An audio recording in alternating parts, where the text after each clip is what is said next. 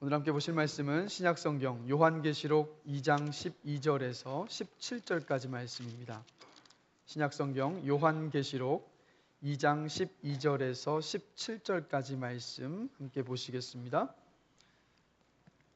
우리 한 절씩 교독하면서 읽겠습니다. 제가 먼저 읽습니다. 버가모 교회의 사자에게 편지하라. 좌우에 날선검을 가지신 이가 이르시되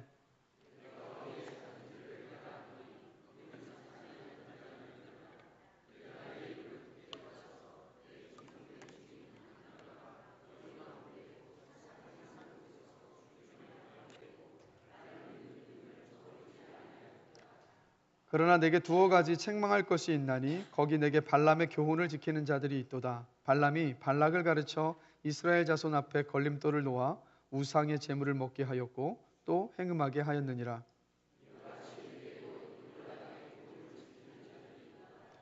그러므로 회개하라. 그리하지 아니하면 내가 내게 속히 가서 내 입의 검으로 그들과 싸우리라.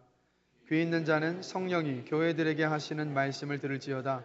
이기는 그에게는 내가 감추었던 만나를 주고 또 흰 돌을 줄 터인데 그 돌 위에 새 이름을 기록한 것이 있나니 받는 자밖에는 그 이름을 알 사람이 없느니라. 아멘. 자리에 앉으시겠습니다.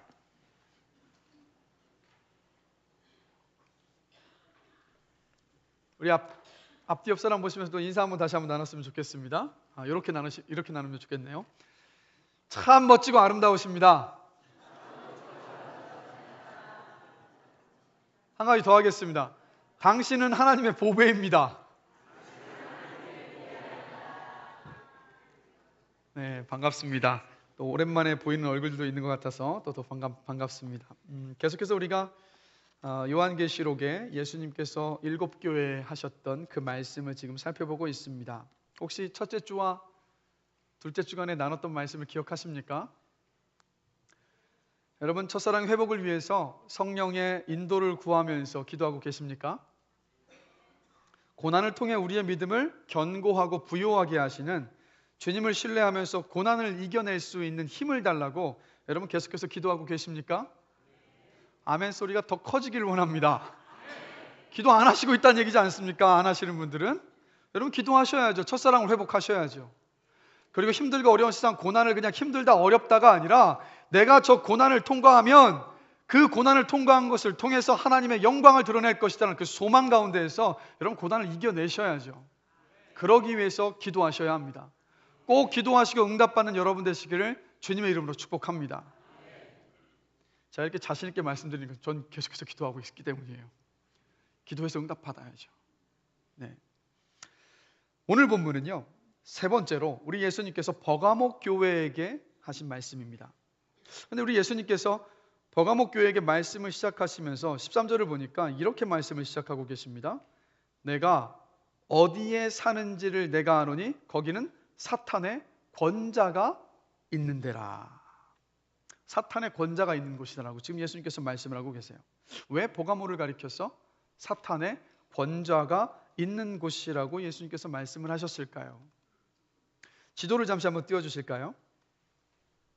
자, 지도를 보시면 에베소 교회에 먼저 예수님의 그 말씀이 담긴 편지가 전해지고 그 다음 두 번째가 서머나 교회였습니다. 그리고 오늘 세 번째로 버가모 교회인데 서머나에서 북쪽으로 약 80km 정도 떨어져 있습니다. 그래서 그때 당시에 300m 높이의 언덕 위에 건설된 도시가 바로 버가모인데 이때 당시 저 지역, 소아시아라고 되어 있죠. 저 소아시아 지역의 수도이자 문화의 중심지가 바로 버가모였습니다. 그래서 이 버가모에는 제우스, 아테네, 그리고 디오니수스, 아스클레피우스를 신을 섬기는 신전들이 있었습니다. 특히 치유의 신이었었던 아스클레피우스에게 병이 낫기를 간구하고 절하며 예배하기 위해서 저 소아시아에 있는 수많은 곳에서 많은 사람들이 이 신전에 찾아와서 예배를 했다고 합니다. 그리고 지난주에 우리 서머나 교회에 대해서 함께 말씀을 나눴는데 서머나 교회가 다른 그리스의 로마의 신을 섬기는 것이 또 열심이었지만 또 무엇을 섬기는데 열심이었습니까? 바로 로마 황제를 섬기는 것에 열심이었었어요.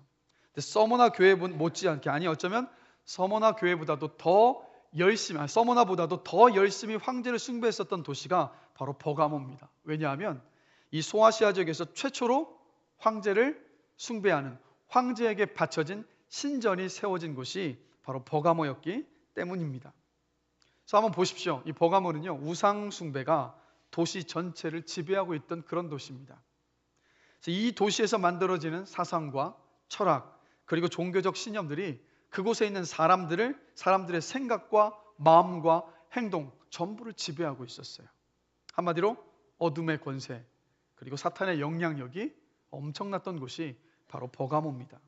그래서 우리 주님께서 버가모에 있는 이 버가모 교회 성도를 향하여서 너희가 머무는 곳이 내가 어딘지를 안다. 그곳이 바로 사탄의 권자가 있는 곳이다 라고 예수님께서 말씀을 하고 계시는 거예요. 그래서 여러분, 이렇게 우상숭배가 만연했기 때문에 그리스도인들에게 그리고 이 버가모 교회 성도들이 핍박과 박해를 받았다라는 것을 우리가 짐작해 볼 수 있습니다. 서머나 교회가 그랬던 것처럼.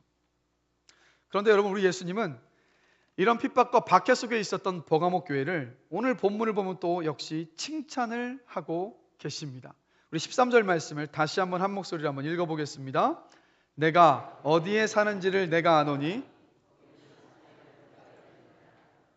내가 내 이름을 굳게 잡았어 내 충성된 증인 안디바가 너희 가운데 곧 사탄이 사는 곳에서 죽임을 당할 때에도 나를 믿는 믿음을 저버리지 아니하였도다. 아멘. 버가모 교회가 왜 칭찬을 받았습니까? 순교자가 난 교회예요. 순교자. 누굽니까? 순교자의 이름이 안디바. 이 안디바가 주님을 부인하지 않고 끝까지 믿음을 지키다가 순교당했습니다. 성경학자들은 바울이 이 버가모에서 복음을 전하고 그것을 떠나면서 자신의 뒤를 이어서 이 버가모 교회를 목양하도록 세운 사람이 바로 안디바라고 봅니다. 한마디로 안디바는 버가모 교회의 목회자였어요. 그때 당시 그리스도인들은요, 예수님만을 구주로 인정하고 믿었기 때문에 황제 숭배를 하나같이 거부했습니다. 그래서 그리스도인이라는 사실이 알려지면 붙잡혀갔어요. 그래서 안디바도 그리스도인이라는 사실이 알려져서 총독에게 붙잡혀가서 그 앞에 서게 됩니다. 당시에 황제를 예배하는, 황제를 숭배하는 그 의식을 진행하던 사람이 누구였냐면 바로 총독이었습니다. 그래서 이 안디바를 불러 세워놓고 황제가 황제 앞에 절하도록 시켰어요. 예배하도록 시켰습니다. 그때 당시 황제 앞에 드린 예배는 어떻게 드려졌냐면 황제를 위해서 만들어진 신전 안에 황제의 흉상이 있었습니다. 그리고 흉상 앞에는 이 작은 항아리 안에 불씨가 담겨 있는데 그곳에 향 몇 조각을 던지면서 이렇게 고백하면 됐어요. 황제가 주님이십니다 라고. 이 안디바도 바로 그 황제의 흉상 앞에 섰고 총독이 이야기합니다. 향을 던지면서 황제가 주님이십니다라고 고백하면 내가 너를 풀어주겠다. 어서 고백해라 라고 안디바에게 이야기합니다. 그럼 안디바는 풀려날 수 있었어요. 그 말 한마디면, 황제가 주인이십니다라는 이 고백 한마디면 풀려날 수 있었습니다. 그러나 안디바는 그렇게 할 수 없었어요. 왜냐하면 오직 주님은 한 분, 예수 그리스도이시기 때문입니다. 그 주님 때문에 구원받았기 때문이에요. 그래서 안디바는 끝까지 황제가 주님이시다는 고백을 하지 않고 그렇게 순교를 당했습니다. 여러분, 우리나라는 종교의 자유가 있는 나라입니다. 그래서 저와 여러분들이 오늘 이 주일에 이곳에 모여서 자유롭게 하나님께 예배드릴 수 있습니다. 얼마나 감사한 일입니까?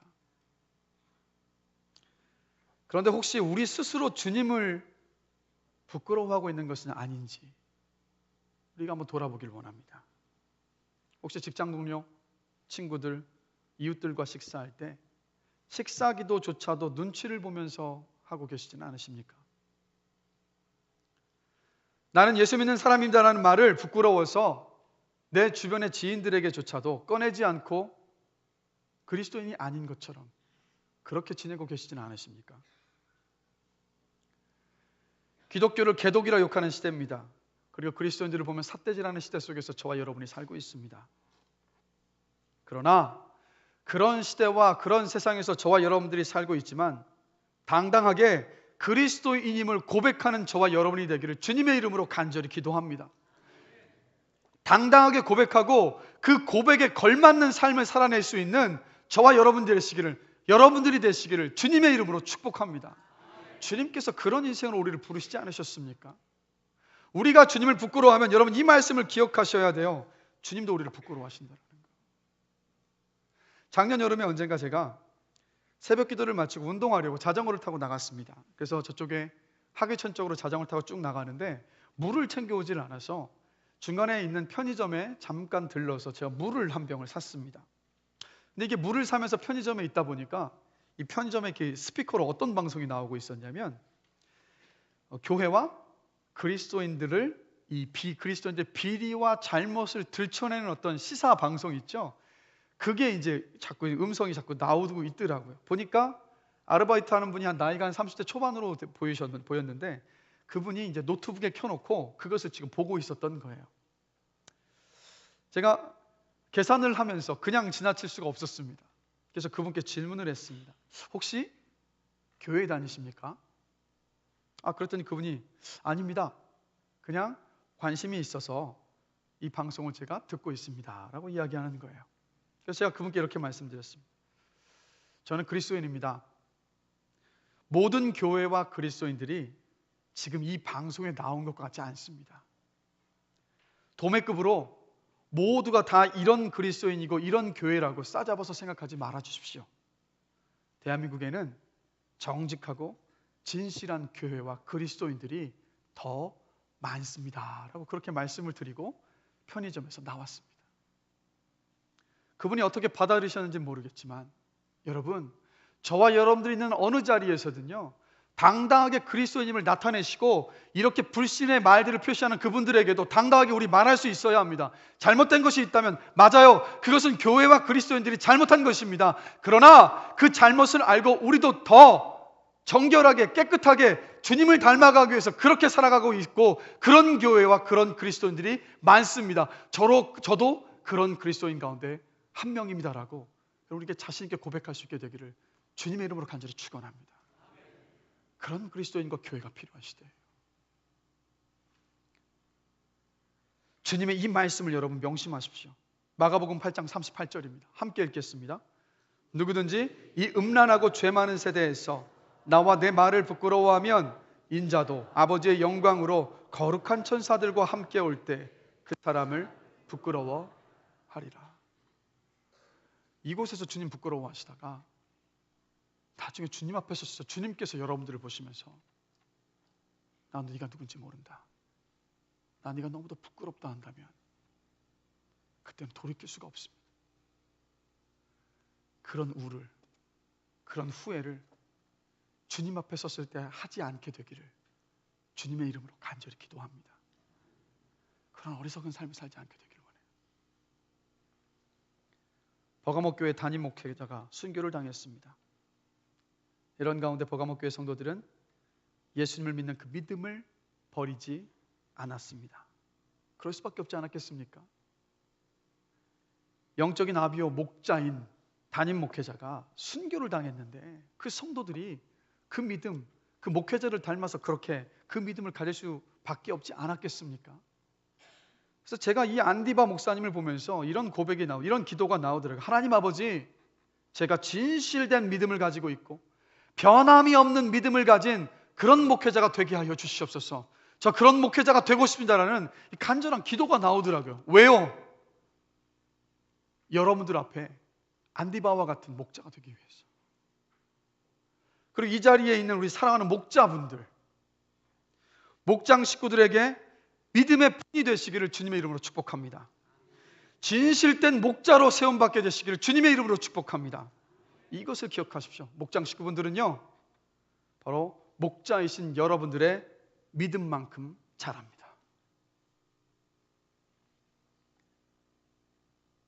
여러분, 이렇게 이 안디바 목사님을 따라서 그 믿음을 지켰으니까 예수님께서 보셨을 때 이 버가목교회 성도들이 얼마나 이뻤겠습니까? 그래서 칭찬을 하셨던 거예요. 잘했다, 그 믿음을 잘 지켰다고. 근데 이 예수님께서 하셨던 칭찬 속에서 교회가 타협하지 않고 지켜야 할 두 가지가 있습니다. 그래서 오늘 말씀의 제목이 뭡니까? 타협하지 않는 교회. 저와 여러분들이 타협하지 말아야 할 두 가지가 있어요. 그 첫 번째가 무엇이냐? 13절을 보시면 예수님께서 그 13절에 시작하시면서 처음과 그 마지막에 이렇게 말씀을 하고 계십니다.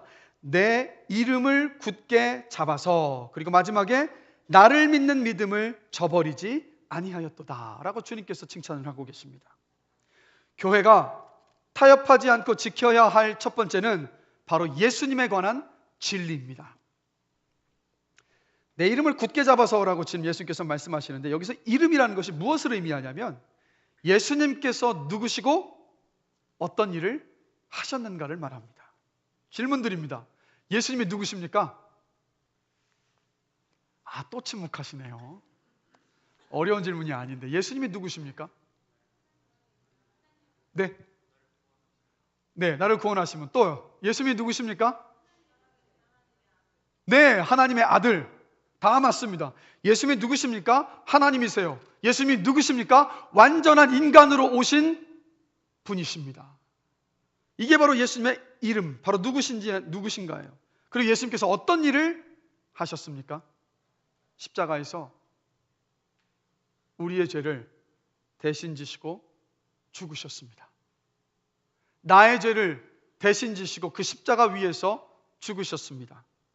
그리고 3일 만에 죽음을 이기시고 부활하셨어요. 그게 바로 우리 주님께서 하신 일입니다. 바로 내 이름을 굳게 잡는다는 것이 바로 이 예수님을 믿는 것을 말해요. 그리고 내 이름을 굳게 잡았다라는 것은 어떤 뜻이냐? 바로 예수님께서 구주이시고 주님이시라는 그 확신을 붙잡고 절대 놓지 않았다라는 것을 말하는 거예요. 여러분, 이것은 결코 단순한 지적인 동의를 말하는 것이 아닙니다. 단순한 지식을 말하는 게 아니에요. 실제 내 삶 속에서 내 개인의 구주로 주님을 인정하는 것을 말합니다. 그리고 그 주님을 의지하면서 살아가는 것을 말합니다. 믿음으로 그 주님을 붙잡고 살아가는 것을 말해요. 제가 간절히 원하는 것은 여러분들이 예수님께서 여러분의 구주이시고 주님이시라는 그 믿음 아래서 그 주님을 꽉 붙잡고 살아가게 되시기를 주님의 이름으로 축복합니다. 그런가 하면 두 번째로 교회가 타협하지 않고 지켜야 하는 것은 무엇이냐? 바로 거룩함에 대한 진리입니다. 주님께서 나를 믿는 믿음을 저버리지 않았다고 버가모 교회를 칭찬하셨죠. 다시 질문을 드립니다. 기독교 신앙이 무엇입니까? 기독교 신앙이 무엇인가요? 예수님께서 내 죄를 대신하여 죽으시고 나를 구원하셨다라는 것을 믿는 것이 바로 기독교 신앙입니다. 내가 받아야 할 십자가의 형벌, 내가 있어야 할 그 십자가 위에서 주님께서 못이 박히셔서 물과 피를 다 쏟으시고 죽으셨던 그 은혜 때문에 그리스도인은요, 예수님을 따라서 예수님처럼 거룩함을 추구하면서 살아가는 사람들입니다. 이것이 바로 믿음을 저버리지 않는 거예요. 예수님께서 저와 여러분에게 원하시는 것이 무엇인지 아십니까? 성공하는 것, 세상에 떵떵거리 어떤 명예와 부를 얻는 것, 그것을 원하시는 것이 아니에요. 주님께서 원하시는 것은 주님처럼 주님을 따라서 거룩한 삶을 살아가는 것, 거룩함을 이루어가는 것, 그것을 주님께서 원하고 계시다라는 거예요. 그런 삶을 살아가는 것이 주님의 은혜에 대하여서, 주님의 사랑에 대하여서, 주님의 기대하심에 대하여서 믿음을 저버리지 않는 거예요. 버가모 교회 성도들이 바로 그 믿음을 저버리지 않아서 주님께서 칭찬을 하고 계시는 겁니다. 그래서 요한 1서 2장 4절에서 말씀이 이렇게 말합니다. 함께 읽습니다. 그를 아노라 하고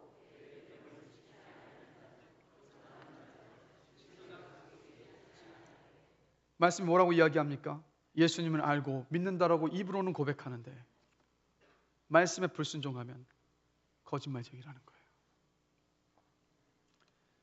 예수님을 믿는 사람은요, 믿음도 가지고 있지만 도덕적으로 그리고 윤리적으로 거룩함을 추구하면서 살아갑니다. 바로 이렇게 예수님을 믿는 것과 거룩함을 추구하는 것이 바로 그리스도인이 타협하지 않고 지켜야 하는 진리입니다. 저와 여러분들이 그 어떤 것과도 타협하지 않고 주님을 믿는 믿음을 지키고 주님을 닮아가면서 거룩함을 이루어가는 은혜가 있기를 주님의 이름으로 간절히 축원합니다. 거짓말쟁이가 되지 않기를 원해요. 이렇게 담임 목회자가 순교를 당하는 큰 외부의 박해 속에서도 버가모 교회는 흔들리지 않았습니다. 그래서 주님께 칭찬을 들었어요. 그러나 정말 안타깝게도 외부의 큰 박해 속에서는 믿음을 견뎌냈는데 그들의 내부에서 흔들리고 무너졌습니다. 그래서 예수님께서 이 버가모 교회를 책망하고 계세요. 14절과 15절 말씀을 우리 한 목소리로 읽어보겠습니다. 그러나 내게 두어 가지 책망할 것이 있나니 거기 내게 발람의 교훈을 지키는 자들이 있도다. 걸림돌을 놓아 우상의 제물을 먹게 하였고 또 행음하게 하였느니라. 이와 같이 내게도 니골라당의 교훈을 지키는 자들이 있도다. 자, 주님께서 뭐라고 말씀하십니까? 먼저 발람의 교훈을 지키는 자들이 있다고 책망을 하고 계세요.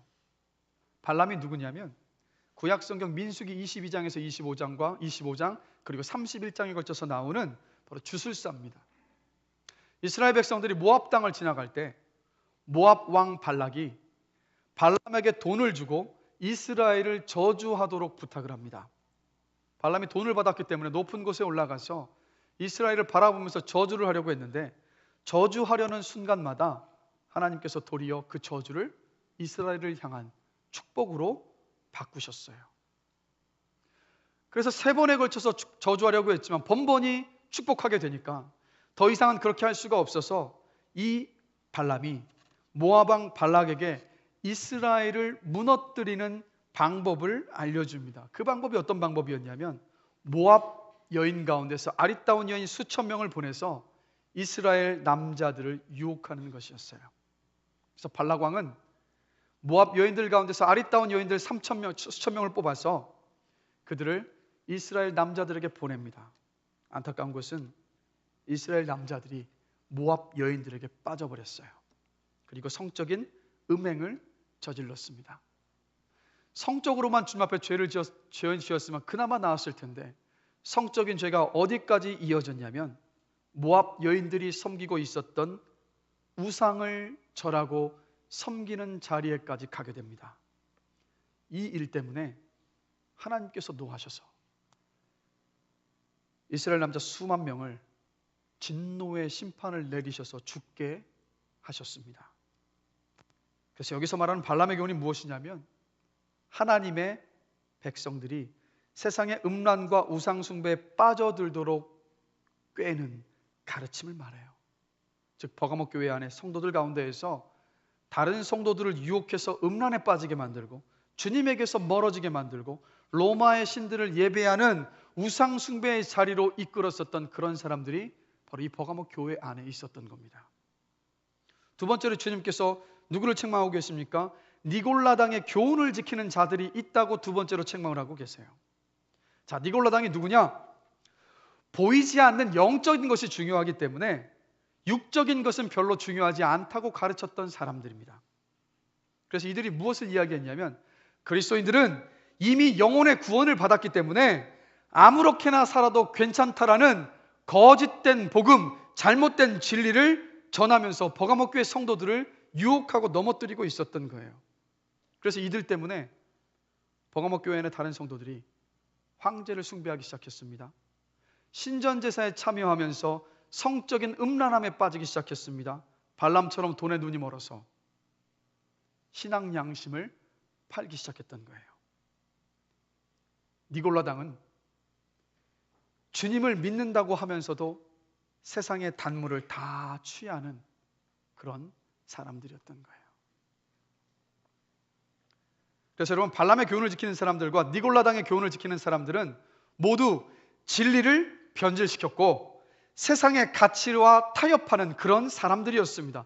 이 사람들 때문에 버가모 교회는 예수님을 믿는 것과 거룩함을 추구하는 것 둘 다 지키지 못해서 무너졌어요.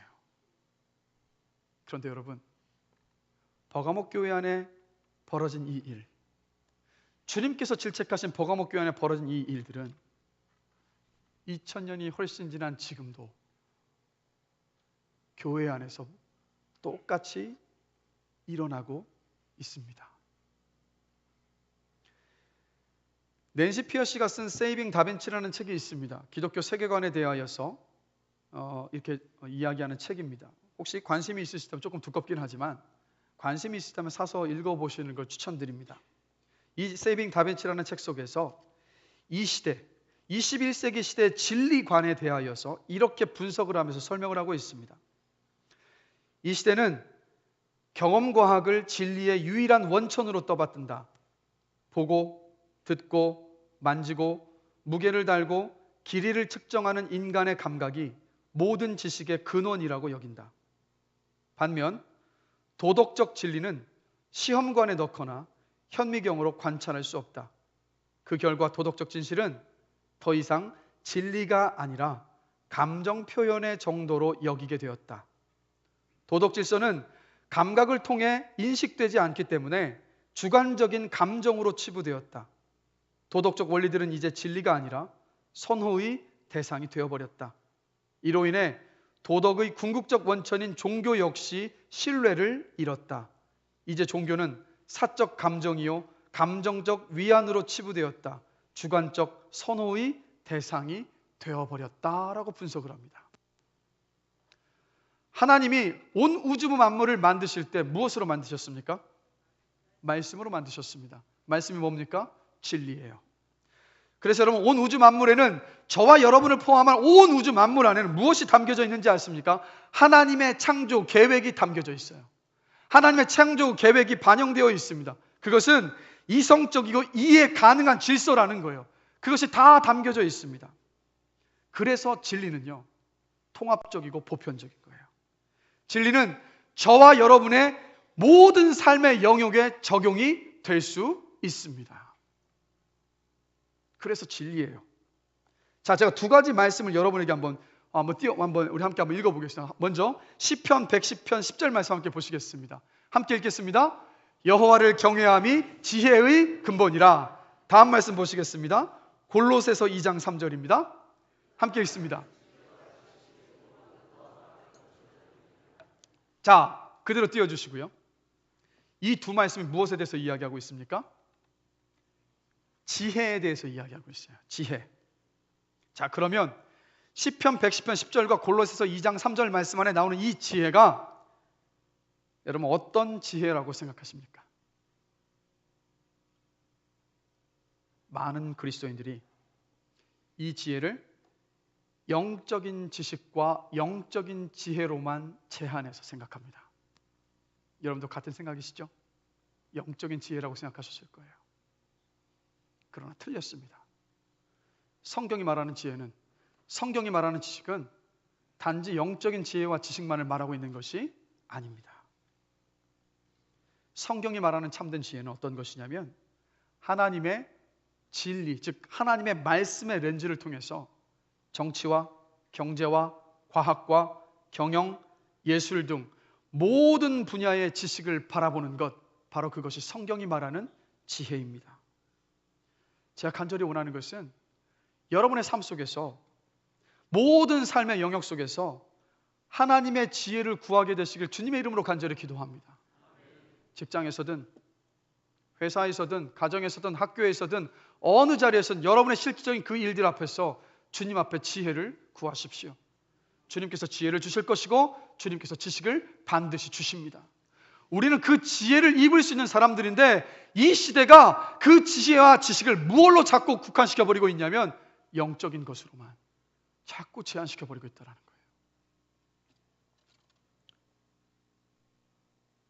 오감으로 관찰하고 측정할 수 있는 것만 진리라고 여기는 이런 세속적인 가치관의 영향을 받아서 제가 조금 전에 이 지혜에 대해서 나눴던 것처럼 기독교 진리가 이제는요 개인적인 것으로 변해가고 있습니다.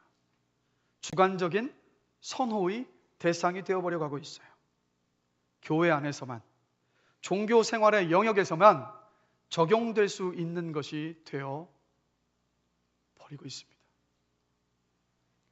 기독교 청소년들에게요 한 설문에서 학자들이 무엇이 객관적이고 주관적인 것인지를 답하는 그런 설문조사를 했습니다.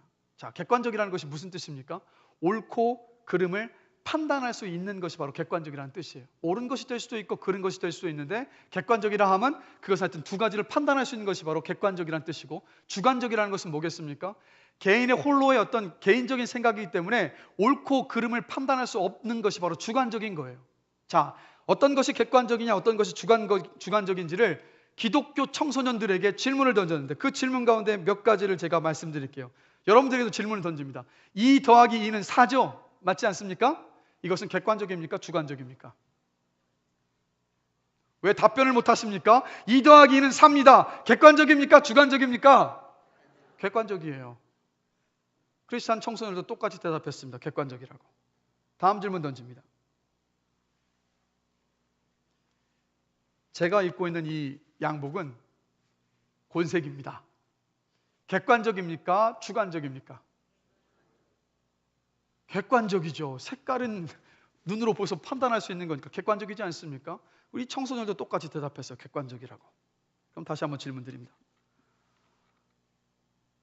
하나님은 존재하십니다. 왜 아멘을 안 하십니까? 하나님은 살아계시고 존재하십니다. 객관적입니까? 주관적입니까? 다시 질문합니다. 객관적입니까? 주관적입니까? 보십시오. 객관적이라는 소리도 들리고 주관적이라는 소리도 들립니다. 객관적입니다. 왜요?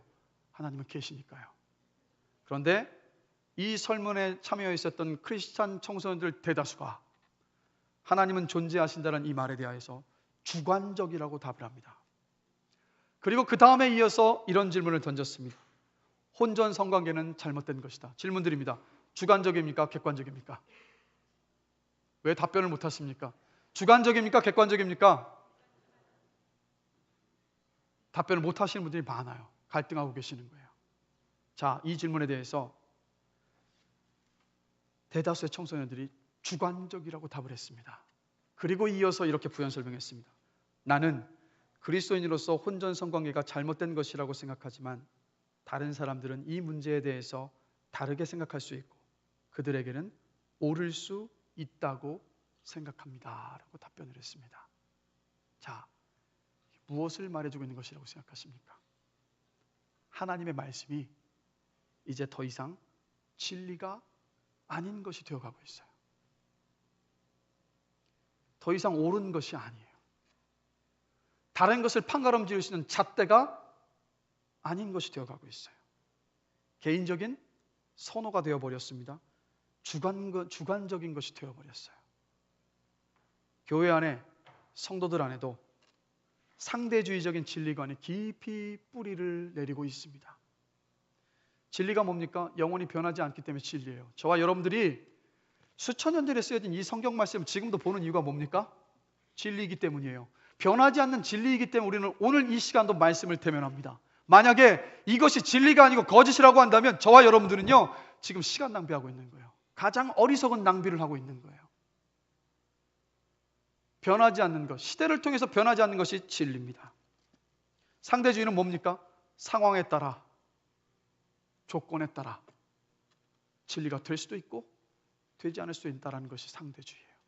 이 말은 뒤집어서 표현하면 모든 것이 진리가 될 수 있다는 것이 바로 상대주의인데, 이런 상대주의적인 진리관이 깊이 뿌리를 내리고 있어요. 사회 전반에는 이미 벌써 뿌리를 박았고 이제는 교회 안에도, 성도들 안에도 그 영향력을 깊이 들이우고 있습니다. 이런 상대주의적인 진리관 때문에 이 시대는요, 다양한 생활 방식에 대해서 평등한 권리를 요구합니다. 죄를 눈감아주고 반항을 미화하죠. 결혼 전에 순결을 지키지 않아도 세상 사람들이 다 그렇게 하는데 어떠냐고 말합니다. 동성애도 하나의 성적 취향일 뿐이지 정죄할 수 없다고 말합니다. 옳고 그름의 문제가 아니라 평등의 문제라고 얘기해요. 여러분, 동성애 행위는 저와 여러분들 미워해야 합니다. 그것은 죄니까요. 그러나 기억하십시오. 동성애의 행위는 미워하되 그것이 죄라고 단호하게 말할 수 있대. 그러나 우리는 동성애 죄를 범하는 그 사람들은 사랑해야 한다는 것. 그럼 그것을 기억하십시오. 교회에 다니는 것과 상관없이 사업할 때는 세상적인 방법으로 불법 로비하고 임금을 착취하고 탈세를 합니다. 자식들 시집장가 보낼 때는요, 사주팔자와 궁합을 다 따집니다. 진리는 개인적인 선호가 되어버려서 다른 사람들에게 강요할 수 없다라고 생각하면서 복음을 전하지 않습니다. 여러분들은 어떠십니까? 우리는 주일 예배와 11조 새벽기도 같은 종교적인 형태를 갖춘 일들은 잘 지켜냅니다. 그러나 우리의 삶 속에서 크고 작은 문제들에서 우리는 너무나도 어이없이 세상의 가치관과 타협을 합니다. 그러면서 이렇게 말하죠. 고지식하게 믿지 말고 쿨하게 신앙생활해. 정말 쿨한 겁니까? 세상과 적당하게 타협하며 좋게 살자는 목소리가 교회 안에 점점 많아지고 있습니다. 결국 그런 교회는요, 버가모 교회처럼 진리도 잃어버리고 주님을 향한 순결도 잃어버립니다. 빛과 소금의 사명을 감당할 수가 없습니다. 많은 목회자들이요, 대형교회에서 목회하시는 분들을 부러워합니다. 또 국내의 여러 교회들을 다니면서 집회하시는 목사님들을 보면서도 부러워합니다. 그러면서 나는 왜 그렇지 못하지? 라는 어떤 그런 열등감을 갖는 경우도 있습니다. 여러분, 목회자들 안에 왜 이런 느낌들과 이런 생각들을 갖게 되는 것이라고 생각하십니까? 그 이유는 딱 하나입니다. 세속적인 성공관의 영향력을 받고 있기 때문이에요. 성도가 많아야 성공한 목회고 대중적인 인지도와 명성을 얻어야 인정받는 목회라고 생각하기 때문이에요. 나는 절대 그렇지 않아라고 이야기하면서도 은연중에 세속적인 그 성공의 가치관이 목회자들에게도 뿌리 깊게 드리워서 그런 생각으로 목회를 바라보고 자신의 목회 여정들을 판단하고 생각하게 되는 거예요. 바울의 고백이 생각이 납니다. 고린도 후서 6장 9절 10절입니다. 우리 함께 한 목소리 한번 읽어보겠습니다. 고린도 후서 6장 9절 10절 말씀입니다. 무명한 자 같으나 유명한 자요, 죽은 자 같으나 보라 우리가 살아있고, 징계를 받은 자 같으나 죽임을 당하지 아니하고, 근심하는 자 같으나 항상 기뻐하고, 가난한 자 같으나 많은 사람을 부요하게 하고, 아무것도 없는 자 같으나 모든 것을 가진 자로다. 아멘. 이 고백이 저와 여러분의 고백이길 주님의 이름으로 간절히 기도합니다. 예수 안에 거하십시오. 예수님을 믿는 믿음을 포기하지 마십시오. 여러분이 믿음을 버리지 않으면 주님께서 여러분을 사용하셔서 바울의 이 고백이 여러분의 고백이 되도록 이끄십니다. 주님은 그런 믿음의 사람을 지금도 기다리고 계세요. 그래서 여러분, 저와 여러분들 끊임없이 진리를 지키지 못하고 세속적 가치관의 타협이 우리 안에서 일어나고 있는지를 수시로 점검해야 돼요. 긴장의 끈을 놓쳐서는 안 됩니다. 여러분, 큰 유혹 앞에서 사람들은 경계심을 갖기 때문에 넘어지지 않아요. 버가모 교회를 보십시오. 외부의 큰 핍박 안에서 이들은 넘어지지 않았어요. 그런데 작은 유혹에는요, 이 정도는 괜찮지 하면서 쉽게 넘어가요. 근데 무서운 것이 무엇인지 아십니까? 저수지 큰 두 개, 작은 구멍이 하나 생기면 그 작은 구멍이 점점 커져서 어떻게 됩니까? 둑을 무너뜨려요. 똑같습니다. 작은 타협들이 쌓이고 모여서 타락의 길에 빠지게 만듭니다. 성경학자들은요, 니골라당의 교훈을 처음 퍼뜨린 사람, 바로 니골라입니다. 이 니골라를 누구라고 보냐면, 여러분 사도행전 6장을 보면, 우리가 이미 벌써 사도행전을 나누면서 말씀을 살펴봤지만, 그때 예루살렘 교회에서 예수님의 제자들이, 사도들이 7명의 집사를 세웁니다. 그 가운데 한 사람이 누구냐면 안디옥 출신 니골라라는 사람이에요. 성경학자들은 봅니다. 바로 이 니골라당의 이 잘못된 복음, 세상과 타협한 삶의 가치들을 전했던 이 니골라가 바로 그 초대교회의 첫 집사들 가운데 한 명이었던 그 니골라라고. 무엇을 말합니까? 진리를 붙잡고 지키지 못하고 세속적인 가치관과 타협하다가 타락의 길에 빠져서 넘어졌던 겁니다. 그래서 이런 생각이 듭니다. 어쩌면 예수 안 믿는 것보다 더 위험한 것이 복음과 세속적 가치관을 적당히 섞는 거예요. 왜요? 나도 죽고 주변에 다른 사람도 죽이는 일이기 때문에. 제가 간절히 기도하는 것은 저도 여러분들도 진리와 세상적인 가치관을 섞지 않게 되기를 주님의 이름으로 간절히 기도합니다. 타협하지 말게 되기를 주님의 이름으로 간절히 기도합니다. 그래서 여러분, 이런 버가모 교회를 향해서 16절에서 우리 주님께서 이렇게 말씀을 하십니다. 함께 읽겠습니다. 그러므로 회개하라. 그리하지 아니하면 내가 내게 속히 가서 내 입의 검으로 그들과 싸우리라. 이거 무서운 말씀이에요. 세상의 가치관과 타협해버린 버가모 교회 성도들을 향하여서 지금 주님이 회개해라 라고 말씀을 하시는데, 그 다음에 말이 무서워요. 회개하지 않으면 내가 직접 가서 심판하겠다라고 주님께서 말씀하십니다. 여러분, 주님이 오셔서 직접 손대시면 감당할 수가 없어요. 주님께서 직접 손대시기 전에, 주님께서 직접 저와 여러분들을 심판하시기 전에 우리 자신을 말씀 앞에 비추며 돌아보면서 타협하고 있었던 저와 여러분의 신앙을 회개할 수 있는 은혜가 있기를 주님의 이름으로 간절히 축원합니다. 그게 너무도 절실한 시대 속에서 살아가고 있어요. 이 자리에 어느 누구도 자신할 수 없지 않습니까? 그래서 미국의 그 찰스 스윈돌 목사님이 세상적인 타협과 관련해서 4가지 실제적인 원리를 말씀을 해주셨는데, 이것을 기억하면서 내가 정말 진리를 세상적인 가치관과 타협하고 있는지 아닌지를 우리가 끊임없이 점검해 보기를 원해요.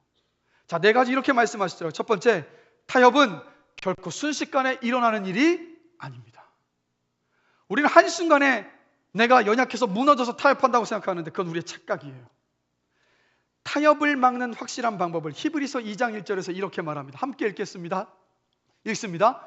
그러므로 우리는 들은 것에 더욱 유념함으로 우리가 흘러 떠내려가지 않도록 함이 마땅하니라. 다시 한번 읽습니다. 그러므로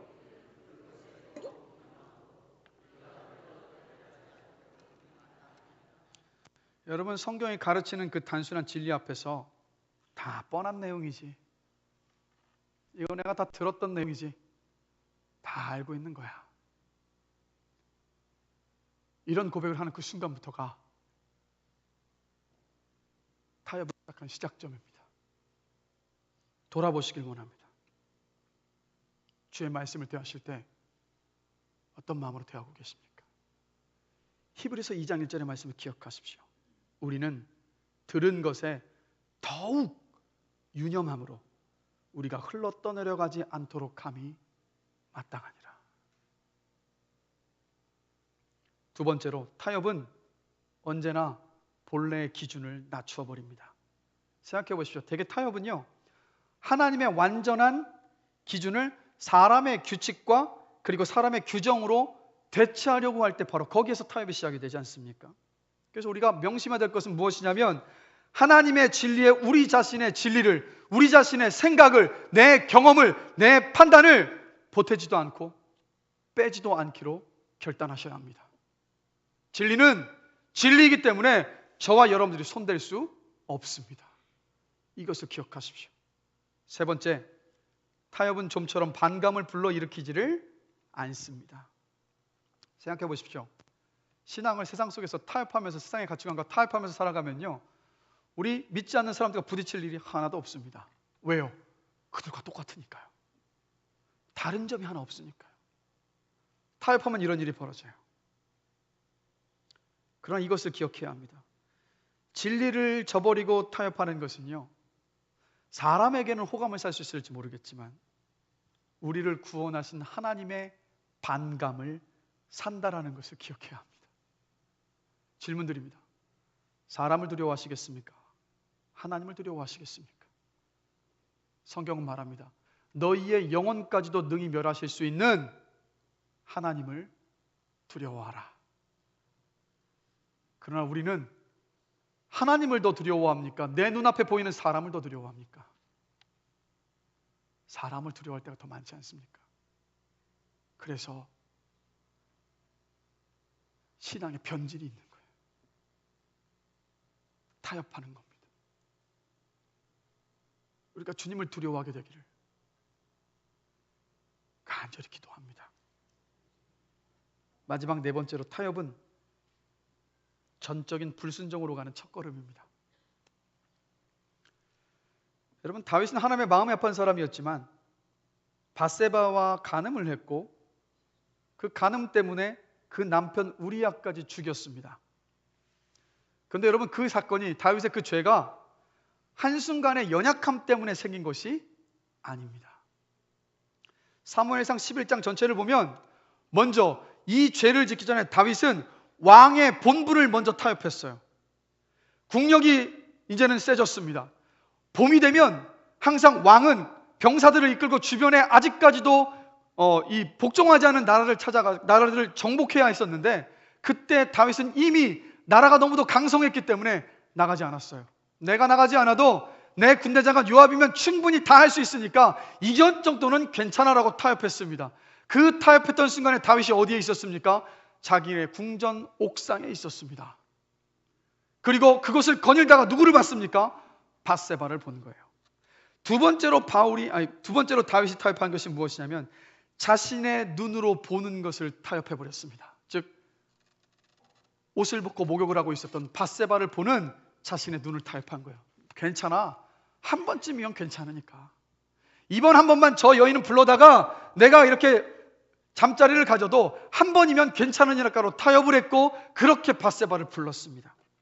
세 번째 타협은 무엇인지 아십니까? 부하들을 부리는 방식에 있어서 다윗은 타협했어요. 군주의 역할이 뭡니까? 부하를 잘 이끄는 것, 부하를 보호하는 것 아니겠습니까? 그런데 자신의 죄를 숨기기 위해서 가장 충직했었던 부하 중에 한 명, 용사여서 다윗의 목숨을 구해줬던 우리아를 전쟁터에서 가장 위험한 곳, 그냥 그 자리에서 전쟁하다 그냥 죽을 수밖에 없는 그곳으로 내몰아서 우리아를 죽게 만들었어요. 다윗의 이 죄는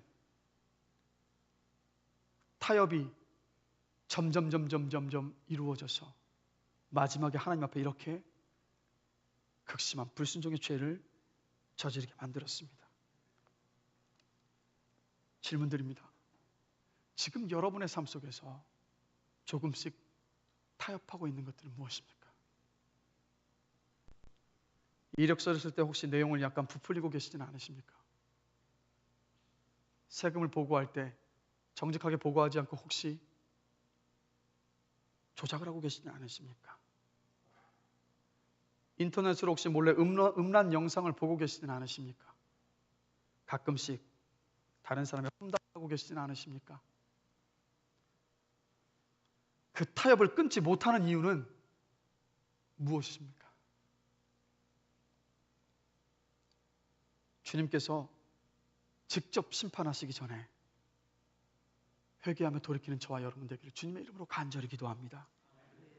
고린도후서 7장 1절의 말씀처럼 우리 함께 읽겠습니다. 그런즉 사랑하는 자들아, 이 약속을 가진 우리는 하나님을 두려워하는 가운데에서 거룩함을 온전히 이루어 육과 영의 온갖 더러운 것에서 자신을 깨끗하게 하자. 하나님을 두려워하는 가운데에서 저와 여러분들이 거룩함을 온전히 이루어서 육과 영의 온갖 더러운 것에서 우리 자신을 깨끗하게 하는 은혜가 있기를 주님의 이름으로 간절히 기도합니다. 주님께서 이것을 너무도 기다리고 원하신다는 거예요. 이영표 선수가 한 말이 너무도 감동이 되더라고요. 그대로 읽어드릴게요. 꼭 마치 목회자가 꼭 신학자 같아요. 이영표 선수가 이런 말을 하더라고요. 성경이 말하는 진정한 선은 바로 하나님 자신이시다. 하나님이 곧 선이시고 하나님을 벗어나는 것이 악이다. 우리는 우리에게 선과 악, 옳고 그름의 기준은 오직 하나님뿐이심을 인정해야 한다. 우리의 선과 악의 기준, 옳고 그름의 기준이 내가 아니라 오직 창조자 하나님이 되실 때만 인간은 비로소 행복하고 더욱 안전할 수 있다. 그렇기에 우리는 이 혼란스러운 카오스의 세상에서 다른 것과 틀린 것을 구별할 수 있는 올바른 기준이 내 마음속에 있는지 날마다 확인하며 살아야 한다. 저와 여러분들이 이런 삶이 되기를 원합니다. 여러분 기억하십시오. 하나님만이 진정한 선이시고 기준입니다. 다른 것과 틀린 것을 구별하는 기준은 이 세상에 한 가지밖에 없어요. 바로 진리인 하나님의 말씀입니다. 그래서 진리인 이 말씀은 세상의 가치관과 절대로 타협되어질 수 없습니다. 이 진리를 꽉 붙잡으시고 세상의 가치관과 타협하지 않으시는 여러분 되시기를 주님의 이름으로 간절히 기도합니다. 조금 전에 말씀드렸던 이영표 선수가 지금은 은퇴를 했지만 과거에 영국의 프리미어리그 축구 그 프로축구팀 토트넘에서 뛸 때 감독이 이영표 선수에게 이렇게 물었대요. 영표, 지금 몇 살이지? 순간 이영표 선수의 머리가 빠르게 돌아갔어요. 왜냐하면 축구 선수의 나이는 바로 그 선수의 가치니까요. 젊으면 젊을수록 그 가치를 높게 책정받을 수 있으니까. 그때 당시 이영표의 나이는 29이었습니다. 한국 나이로 29. 근데 순간 머릿속에 계산을 한 거예요. 한 살이라도 어리게 해야 내 가치가 높아지니까, 그래, 내 나이 29이지만 한국 나이고 나는 만으로 28살이야. 그리고 그 짧은 순간에 감독에게 얘기합니다. 28살입니다.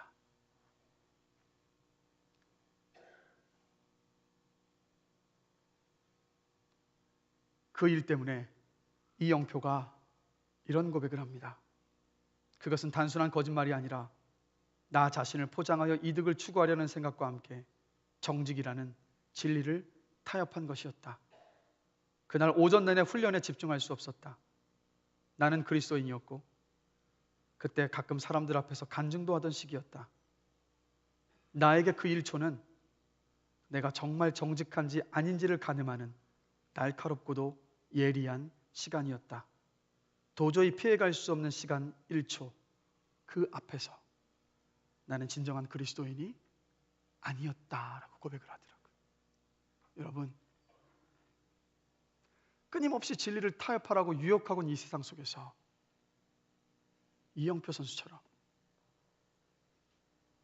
우리의 영혼을, 심정을 주의 말씀 앞에서 계속해서 비추어 볼 수 있게 되기를 원합니다. 여러분, 이 버가모 교회에게 주님께서 이 말씀을 시작하실 때 오늘 본문 12절을 보면 이렇게 시작을 하고 있습니다. 함께 한번 읽어보겠습니다. 버가모 교회의 사자에게 편지하라. 좌우에 날선검을 가지신 이가 이르시되. 주님을 지금 어떻게 말하고 있습니까? 좌우에 날선검을 가지신 이라고 이야기합니다. 성경에서 좌우의 날선검은 하나님의 말씀을 의미하고 또 하나는 하나님의 심판을 의미합니다. 진리를 타협하고 세상의 가치관을 따라가고 있었던 버가모 교회에게 좌우의 날선검이신 당신을 드러내셨던 이유는 버가모 교회가 바로 서기 위해서 우리 예수님께서 두 가지가 필요하다고 생각하셨기 때문이에요. 그 첫 번째가 무엇인지 아십니까? 하나는 주님의 말씀으로 자신을 늘 살피고 성찰하는 교회가 되어야 한다는 것을 말씀하셨던 것이고, 두 번째는 하나님의 심판 앞에 당당하게 설 수 있는 부끄럽지 않은 교회가 되라고, 부끄럽지 않은 성도가 되라고, 그것을 지금 편지의 서두에서 강조하면서 말씀하고 계신 겁니다. 저와 여러분들 모두가 다 진리인 하나님의 말씀으로 우리 자신을 늘 살피고 성찰하기를 원합니다. 말씀 그냥 통독하시고 아무 생각 없이 그냥 읽고 나서 오늘 다 1독했습니다, 2독했습니다, 그거 자랑하지 마시고 말씀을 읽으실 때 그 말씀 앞에 내 자신을 비추어 보십시오. 비추시면서 그 가운데서 나를 훤히 드러내시는 주님의 그 진리의 음성 앞에 귀를 기울이시고 반응하시는 여러분 되시길 원합니다. 그게 진짜 진리의 말씀을 대하는 거예요. 30독을 해도 상관없어요. 30독을 해도 진리의 말씀 앞에 나를 비추어 보지 못하면 그 30독은 아무 소용이 없어요. 그냥 그건 내 의밖에 되지 않아요. 말씀 앞에 자신을 비추십시오. 정직하게 숨기지 말고 보여주시는 대로 그렇게 회개함으로 설 수 있는 저와 여러분이 되기를 원합니다. 그리고 그래서 세상의 가치관과 우리가 붙잡고 있는 그 진리를 타협하지 않게 되기를 원합니다.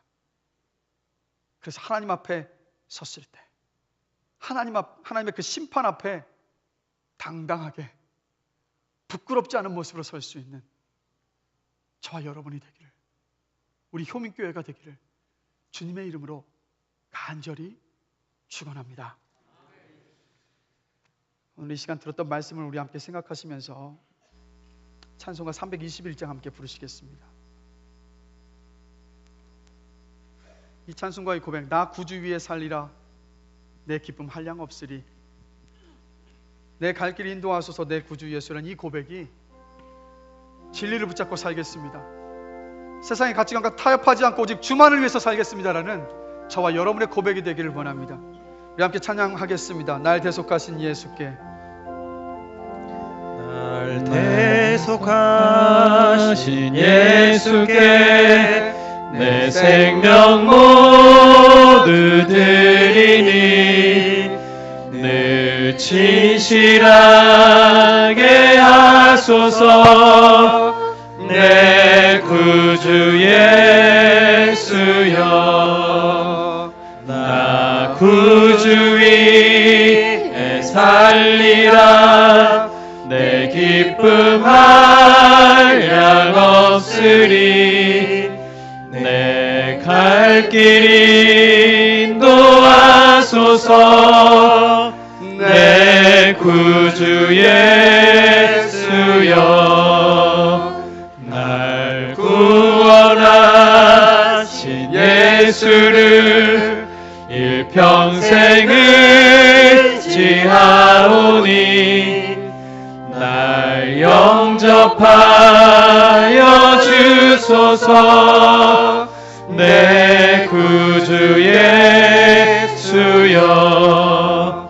나 구주 위에 살리라 내 기쁨 한량 없으리, 내 갈 길 인도하소서 내 구주 예수여.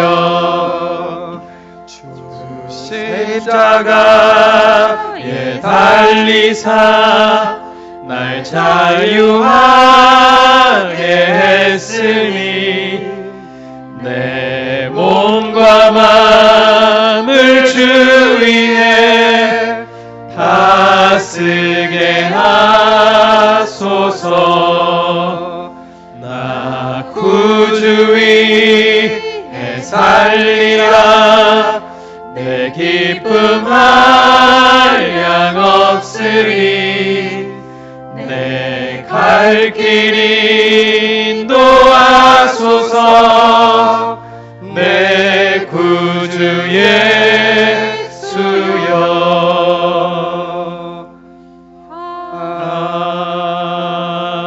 아멘. 여러분, 우리 이 시간 들었던 말씀을 생각하시면서 잠시 기도하기를 원합니다. 여러분의 삶 속에서 진리와 세상적 가치관을 타협한 것은 무엇입니까? 내가 조금씩 타협하면서도 아무렇지 않게 넘어가고 있는 일들은 무엇입니까? 먼저 이렇게 구하기를 원합니다. 성령님, 진리를 온전히 붙잡고 세속적인 가치관과 타협하고 있는 저의 타협을 깨닫게 하여 주십시오, 보여주십시오라고 먼저 구하시고, 그것을 깨닫게 하셨을 때 우리가 회개하기를 원합니다. 하나님 아버지, 내가 진리를 붙잡아야 하는데, 진리대로 이 땅을 살아가야 하는데 세상의 가치관과 타협했습니다. 주님께 회개합니다. 저를 용서하여 주시옵소서. 그렇게 우리 이 시간 우리 자신을 돌아보면서 기도함으로 나아가시겠습니다. 우리 다 같이 기도하겠습니다. 사랑과 은혜가 많으신 하나님 아버지, 주의 말씀 앞에 우리 자신을 비추어 보니 버가모교의 그 모습이 바로 나의 모습임을 주님 앞에 고백합니다.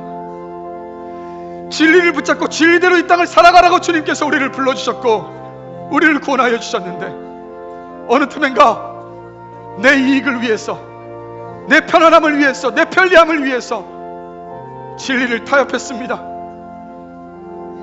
나를 위해서 세속적인 가치관을 따라서 그것을 붙잡고 그렇게 걸어가고 있습니다. 성령님, 깨닫게 하여 주십시오. 성령님, 우리 마음속 깊숙한 곳에 아직도 깨닫지 못했던 것들을 들춰내어 보여주십시오.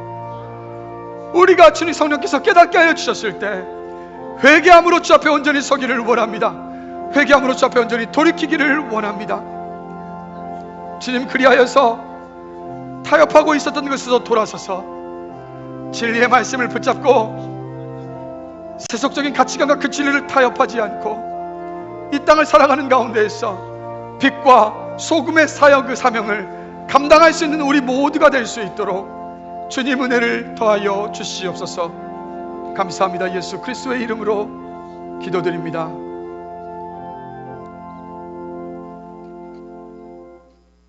하나님 아버지,